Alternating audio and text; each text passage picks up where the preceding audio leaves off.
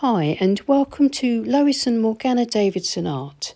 It's Lois here, and today I'm going to be painting this beautiful old boat just sort of moored up at a jetty. I'm going to be using quite a limited palette, mostly just blues and a nice warm burnt sienna, and then finishing it off with some white gouache at the end. This is the photograph that I used for inspiration. It's from the royalty-free site Pixabay, and I shall leave a link to the photograph in the description below the video. I changed the aperture of my paper with masking tape, making it slightly smaller than my usual size. So it's a piece of modified 11 by 15 inch or 28 by 38 centimetre paper that I've just brought the edge in to the left and brought it down a little bit from the top. I've drawn out my boat roughly and my jetty, and I'm going to paint most of it in wet to start with. So I'm using my Princeton Aqua Elite 1.5 inch synthetic modeler brush. You can use any wash brush to wet the page all over. I don't want my page to be absolutely saturated and swimming with water, but I do want the water to soak in so that I can paint wet for quite a long time. I'm using Saunders Waterford cold press paper. It's 100% cotton and it's well known for staying wet for quite a long time. It should stay open and usable and paintable for at least half an hour. Today, for a change, I'm painting flat on my desk, and I'm going to be laying in my washes, my initial washes, all of them, while the board is flat, because I don't want the washes to move. I want them to soften and diffuse wet, but not to run down the page.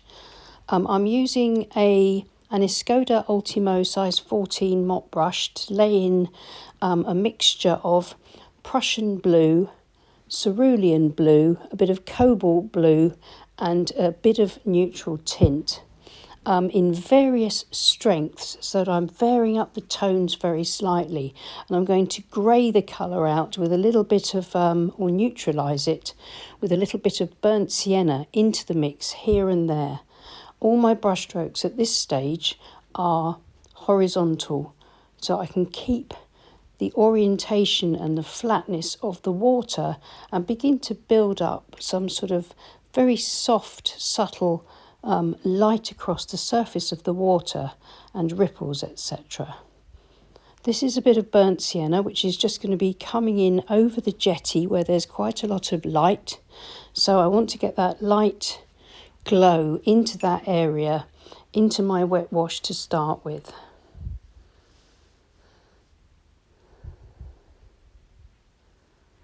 So again, changing up the hue very slightly with either darker or lighter mixes of this lovely blue colour.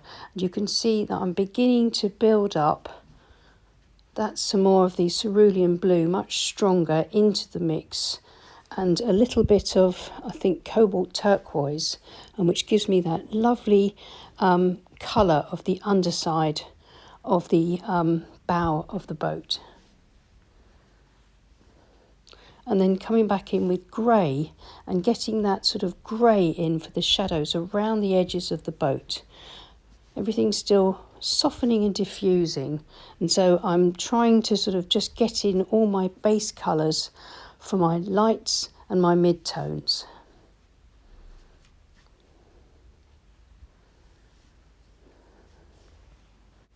And just a stronger bit of burnt sienna where there's all that sort of the rusty poles and old mooring ropes and bits of seaweed hanging off the jetty.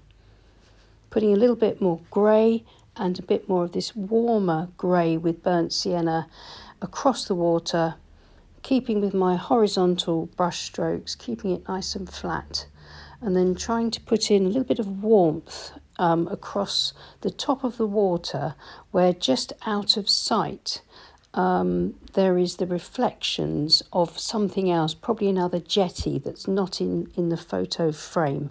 So I want to try and get just an indication of that into the water behind the dinghy. So I'm just bringing that colour in and hoping it will just soften back and diffuse. but I'm not too worried about that. My focus is the boat and the jetty.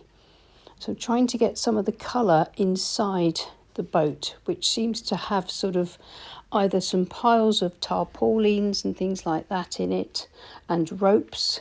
Not really sure what's in the boat, but I'm just making sure that I try and get the colours just about right. But mostly I'll be working on building up the correct tones.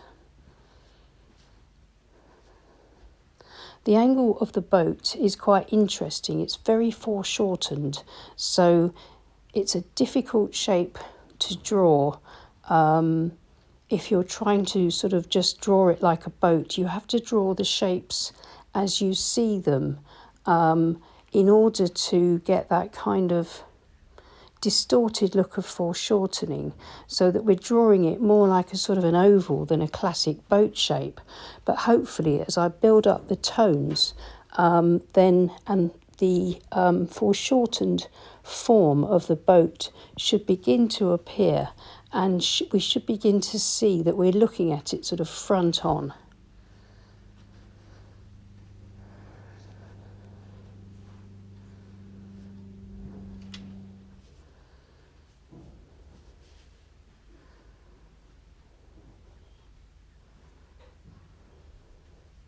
So I'm building up my shadows now as well in the ripples, and I hope you can see that everything is drying back much lighter and much softer. So what seems like quite sort of drastic applications of paint at some point softens back and just blends into the whole. So really this is still very much the background wash that I'm working on, and I'm just continuing to build up little by little and using slightly drier mixes of paint. And as the page itself slowly begins to dry, then those stronger washes will stay put. They'll still soften and diffuse, but they will stay there a little bit stronger, and so that my mid-tones, and I'm starting to get in a few of my darker tones, and these will just soften and diffuse and give me a really nice base on which to put a little bit of detail, wet on dry later on.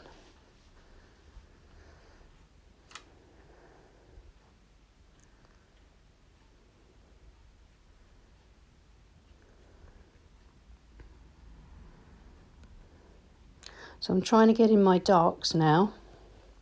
On the right side of the bow of the boat, it's completely in shadow.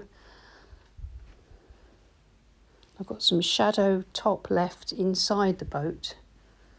Just those sweeping curves have helped me to begin to show the shape of the boat.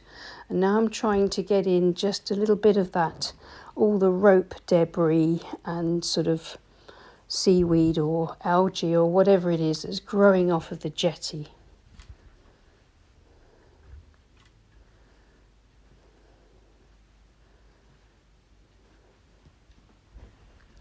And my paper is still wet because I soaked it thoroughly before I started. And all the washes that I've been applying are wet as well, and that's adding to the wetness of the paper. And the washes are mostly all over the page.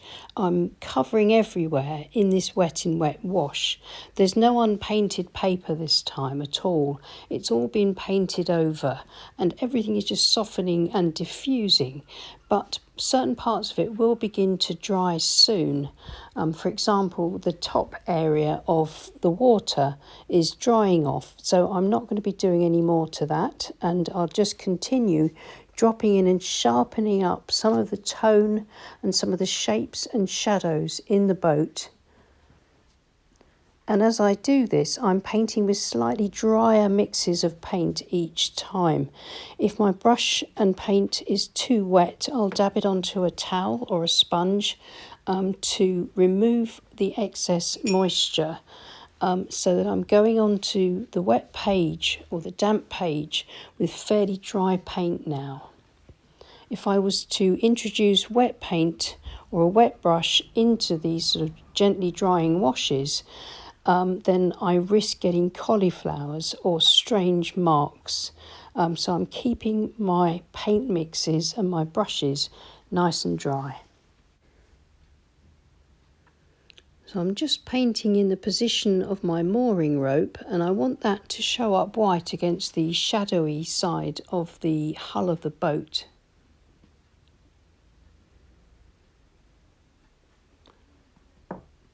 So once that's dried off a little bit more so that the paint is just moist or damp, I'm going to use my palette knife and scrape through the paint to reveal a lighter rope which stands out and then pushes the hull of the boat back. And then I can do the same around the jetty just to pull out some lighter ropes, little bits of seaweed, debris, whatever it is sort of hanging off the jetty. And I can also do the same and just scrape a few lighter highlights around the coils of rope in the back of the boat and the rope that leads through the loop on the front of the boat through to the jetty. So that's the wet in wet underpainting finished, and I really enjoyed painting that. It took quite a while. The paper stayed wet enough for long enough, which is one of the reasons I use Saunders Waterford paper, and it was a lot of fun. So I'm hoping that the washes will dry and soften and give me a great base just to add a little bit more detail wet onto the dry painting and finish the painting off. So I'm going to go off and have a cup of coffee and leave it alone and try not to touch it because it looks nice and fresh. If I do any more to it, then I run the risk of overworking it. So here it is, nice and dry, an hour or so later, and my board is now put back to its normal 45 degrees. Not that I need gravity to help me to paint, but that's just the angle that I like to paint at to keep me nice and loose. So I'm going to be using my Escoda size 14 Perla synthetic round brush for most of the detail here. It's got a lovely point and it really is nice to work with and will help me to get in my darks. So I'm just putting in sort of the shape, the moulding around the top of the boat. And this is neutral tint, which has been mixed with my blues, and that's a bit of Prussian blue, cobalt blue, and a bit of burnt sienna. And I'm working around my rope shape so that I'm leaving that showing through the dark. That hopefully should really work to push out the shape of my boat and to bring my rope forward to the jetty.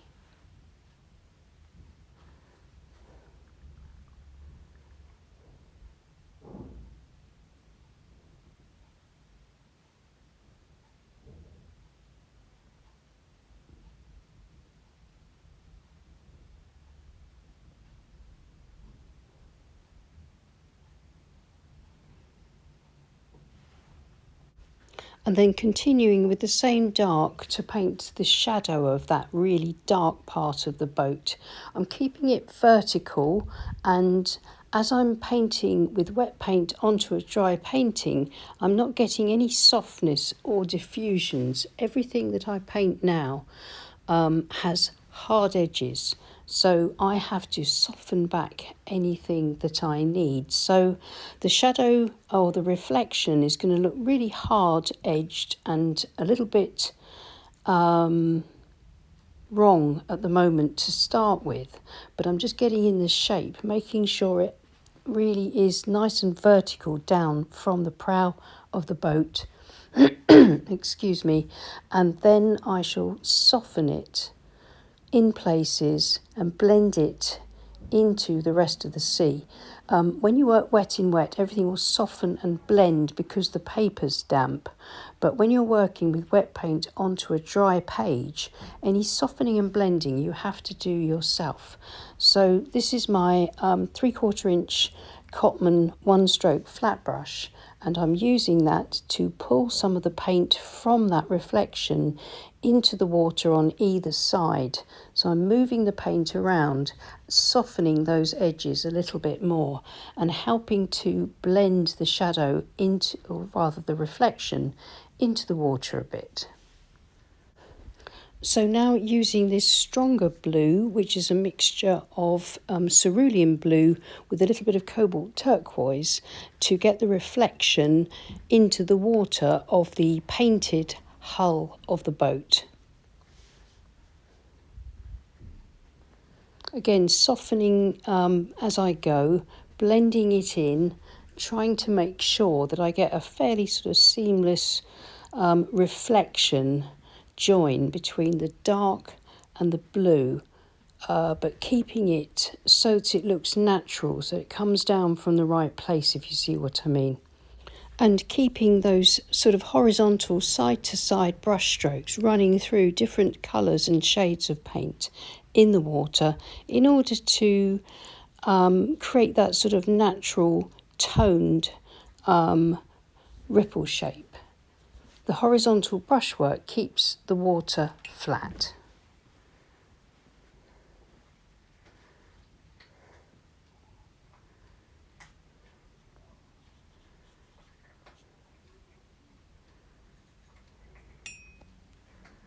I can work up a little bit higher behind the boat now, just adding in a few more of these horizontal marks. Don't want to overdo it. I want to keep this fairly simple. I think I've almost achieved the effects that I want. So I don't want to risk overworking it because it's already a little bit close to that. So I'm going to move back into the boat and just finish off some of the areas. I want to use a fairly neutral grey to sort of put in the structure of the boat a little bit more firmly, and some shadows where the planking is the sort of shapes that curve around the outside of the boat.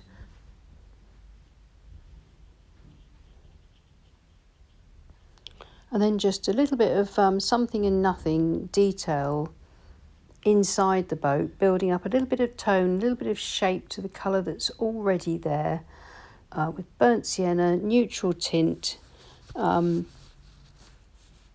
a little bit of cerulean blue, cobalt blue mixed with the Prussian blue too, the same colours that I've used everywhere else, but just in differing amounts. And then a bit more of this lovely neutral grey around the contents of the boat, on this lighter side of the boat. I think I'm going to be putting a bit of white gouache on there at the end, just to lighten up that side a little bit more.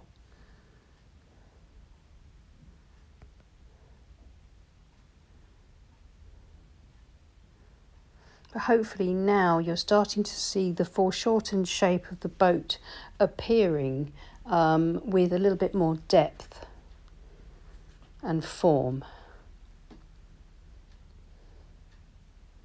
Then adding some shadow and shade to the jetty, trying to work and sort of negatively paint around some of the colour that's there already, to leave some of that showing and to help the ropes and things on the jetty to emerge.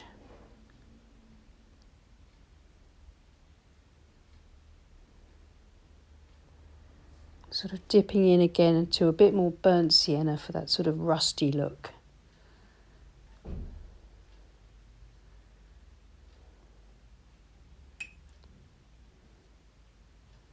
Making sure that some of it's reflected as well.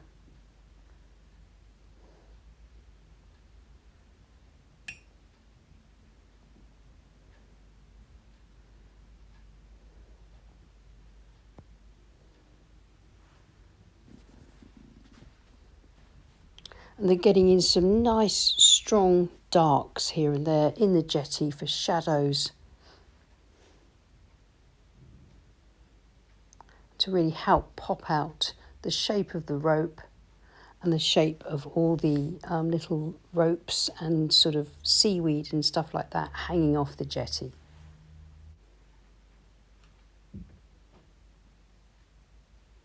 Then just a few more darks on the boats. So I'm darkening up the hull on the shadow side to show the darker blue paint at the bottom.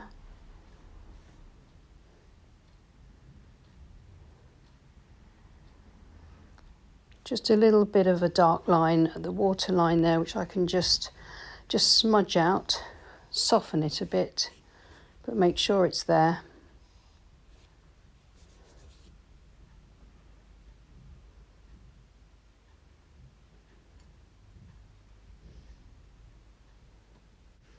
And now for some white gouache to bring in some highlights. Just brighten up a few little highlights here and there, and this sort of tangle of rope.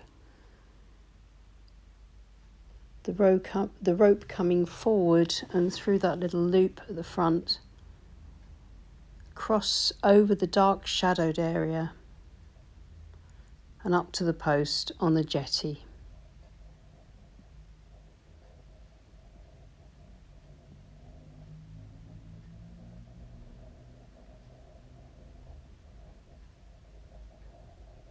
It's just a few highlights here and there, just the lighter the light, the more it makes the darks stand out and pop.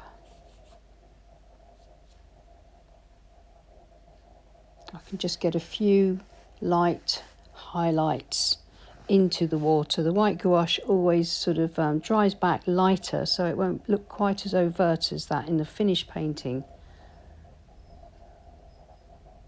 And if I want any brighter highlights, I can go back in and brighten them up again at the end.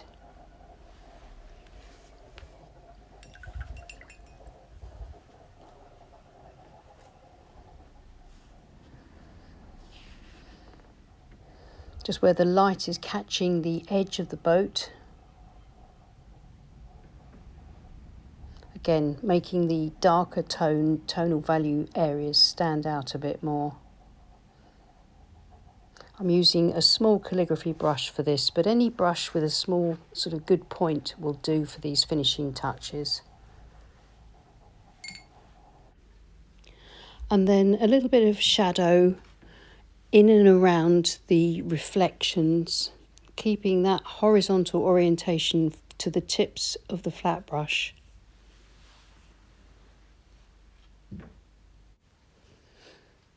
Then just a bit of dry brush on the hull of the boat, just to sort of age it a little bit, give it that kind of weathered look.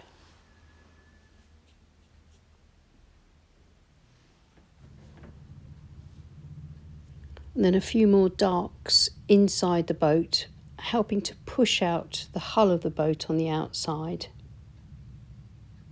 Just deepening up the shadows.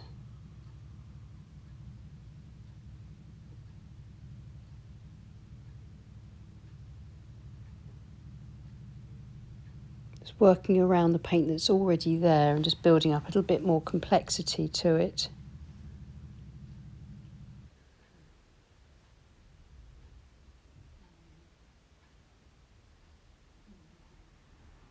So just a few finishing touches. Just making sure my suggested details are picked out and my values are balanced. And to that end, a bit more white gouache, another layer on the edge of the boat where it's dried back. Don't want it really bright, but just want it to pop out the shape of the boat a bit more.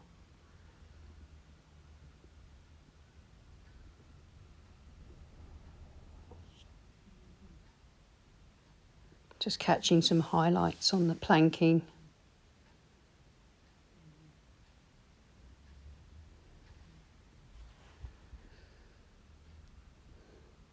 And I think I'm just about done. I think I'm more or less happy leaving this painting where it is.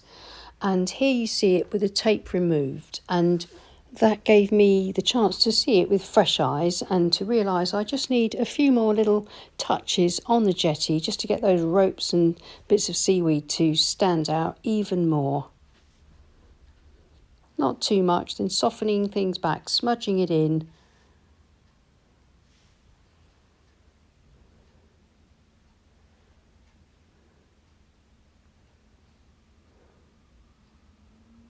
Making sure the mooring rope really stands out nicely and leads the eye through the painting from the jetty to the boat. Then maybe some more darks against the lighter side of the boat where the light's catching it, but just below the rope, and that helps that rope to pop out a little bit more.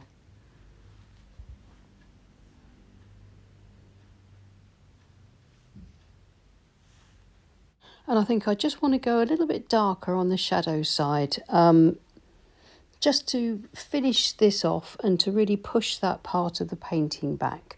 So working around the rope again, keeping that nice and pale where it comes out in front into the sunlight where the sun's hitting the jetty, and catching the rope, which is one of the items that I thought was most attractive about this. Just a little last bit of shadow in the reflection or shading.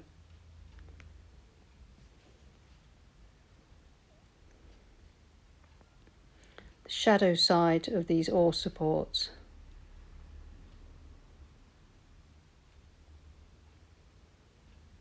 Sharpening up a few edges here and there.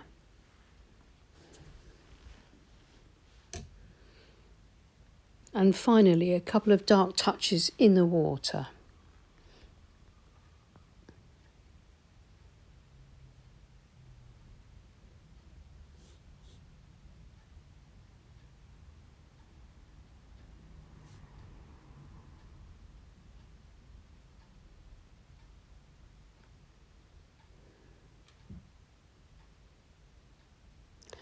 And I'm going to call that finished. Well, I hope you enjoyed that. I really enjoyed painting it. It was a bit different for me. I usually paint a lot looser than this, even though there are some loose elements to this. Parts of it had to be fairly tight in order to get them to work in the painting. And I think some parts are more successful than others. Overall, I'm really pleased, but it's taught me a lot. With painting, we only really learn through sort of trial and error, and I've really enjoyed playing around today, and I'm really looking forward to trying something like this again and putting into practice the things that I've learnt. So thank you so much for watching. Please leave us a like and subscribe to our channel if you haven't already, and click on the bell icon if you want to see when we publish new videos. And thank you so much to everyone that supports us on Patreon. We really do appreciate every single one of you. So I'll see you again soon. Take care and happy painting. Bye.